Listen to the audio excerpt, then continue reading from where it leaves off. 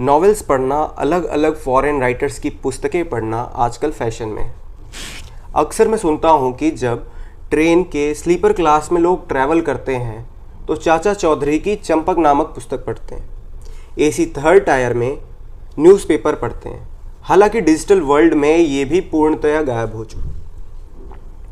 AC first and second tyre में लोग foreign writers की नॉवेल्स पढ़ते हैं सेल्फ डेवलपमेंट के लिए। अगर आप उनसे बात करें तो वो ये कहते हैं, reading book is a good habit, these books help in my personality development etcetera etcetera.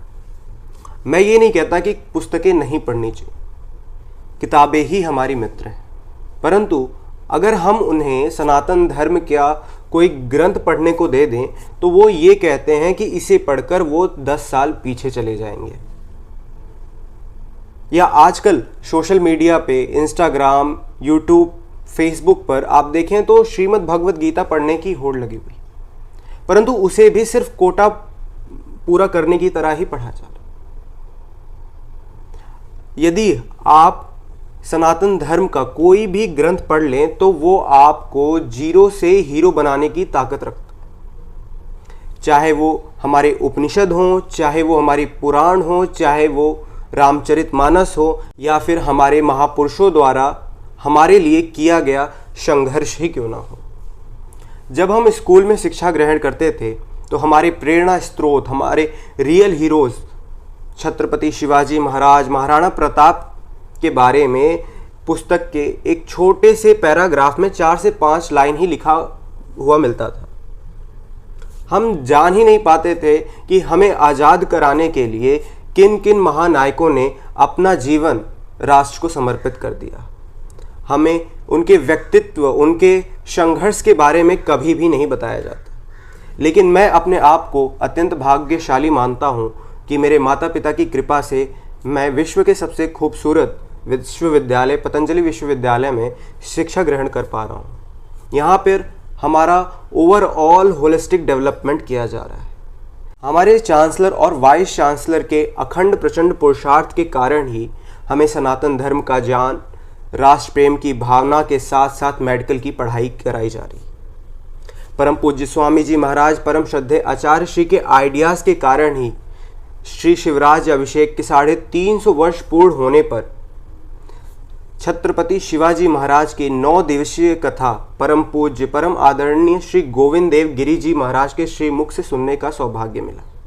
हमने इन 9 दिनों में बहुत कुछ सीखा और खुद को सदैव कृतज्ञ मानूंगा कि मेरे माता पिता ने मुझे यहाँ पढ़ने के लिए भेजा। इन 9 दिनों में हमने जो कुछ भी सीखा वो आप सबके साथ लघु रूप में साझा करने जा रहे। पहला उन्होंने बताया, करेंगे या मरेंगे, डू और डाई। परंतु शिवाजी महाराज कहते हैं, मरने का युद्ध ही नहीं, जीतने का युद्ध करना। भागना पड़े तो भागना, परंतु फिर से प्रहार कर विजय प्राप्त करना। दूसरा उन्होंने बताया, शौर्य के साथ विवेक का होना भी आवश्यक है। हमें जीतना है, लड़के विजय प्राप्त करें, या परिस्थिति अनुकूल ना होने पर कुछ समय के लिए शांत होकर फिर से प्रहार कर विजय प्राप्त करें। तीसरा उन्होंने बताया, यह देश, यह भूमि, यह परंपरा, यह संस्कृति, ये हमारी है। हमें किसी भी विदेशी के सामने झुकने की आवश्यकता नहीं है। हमें बुक वॉर्म्स नहीं, हमें इंटेलेक्चुअल वॉरियर्स बनाना। चौथा उन्होंने बताया, अकारण हिंसा करने वालों की हिंसा अहिंसा ही होती है। पांचवा उन्होंने बताया, परिवार के प्रति, राष्ट्र के प्रति हमारा क्या कर्तव्य होना चाहिए, उस पर चिंतन करते हुए कार्य करना।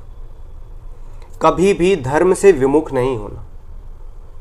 राष्ट्र हमारे लिए सर्वोपरि है।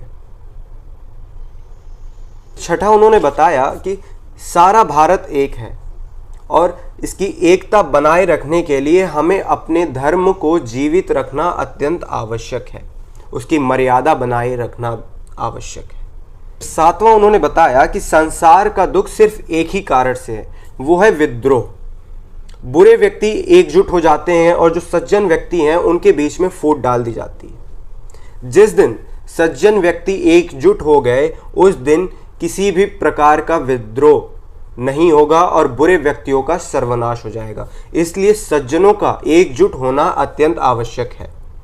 8वां उन्होंने बताया, वे थकते नहीं, वे झुकते नहीं, वे रुकते नहीं, वे बिकते नहीं। धर्म की रक्षा के लिए, धर्म की स्थापना के लिए आखिरी श्वास तक लड़ना। हाथ कट जाए तो मस्तक से लड़ना, परंतु शत्रु को पीठ दिखाकर पीछे नहीं हटना। अगर हमें किसी भी क्षेत्र में सफलता प्राप्त करनी है, विजय प्राप्त करना है, तो अपने तन, मन और शरीर के कण कण से लड़ना होगा और संघर्ष करना होगा। 9 पॉइंट उन्होंने जो बताया कि मनुष्य का जीवन सद्गुणमय होकर सिर्फ सफल होता है। जीवन को सार्थक बनाना है तो राष्ट्र सेवा करना पड़ेगा। अपने हर सद्गुण को भारत माता की सेवा में समर्पित करना पड़ेगा। जिसने ऐसा किया उसका जीवन सार्थक है, उसका ही जीवन धन्य है। ये हो गए छत्रपति शिवाजी के जो 9 दिवसीय कथा चली, उसमें हमने क्या क्या सीखा। ऐसे ही हमारे ग्रंथों में बहुत सारी चीज़ें बताई गई। जब मुगलों ने भारत पर आक्रमण किया तब हमारे ग्रंथालयों को जला दिया गया, हमारे ग्रंथालयों को तहस नहस किया गया। कई दिनों तक हमारे ग्रंथालय जलते रहे। फिर जो बचा उसे अंग्रेजों ने ध्वस्त करना चाहा। कुछ महान लोगों के कारण हमने अपने नायक द ग्रेट शिवाजी के बारे में पूज्य गोविंद देव गिरी जी के श्रीमुख से सुनने का सौभाग्य प्राप्त किया। कहा जाता है कि माता निर्माता होती हैं। माता अगर चाहें तो अपने पुत्र को कुछ भी बना सकती हैं।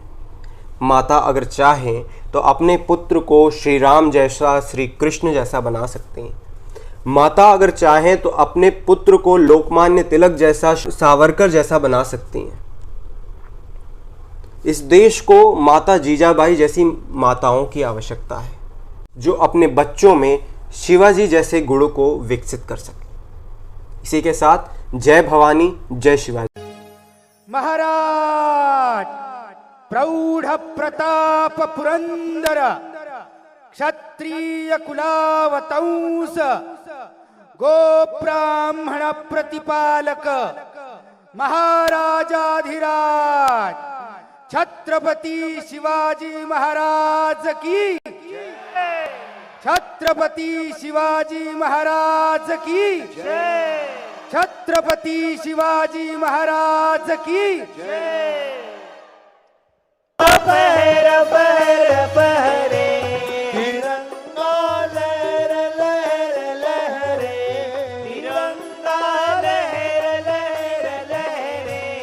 लगे हैं घाव बहुत गहरे, लगे हैं घाव बहुत गहरे। हुए खंड करेंगे अखंड, यत्न कर चंड जगत की भाग्य विधाता की। आरती भारत माता की, जगत की भाग्य विधाता की।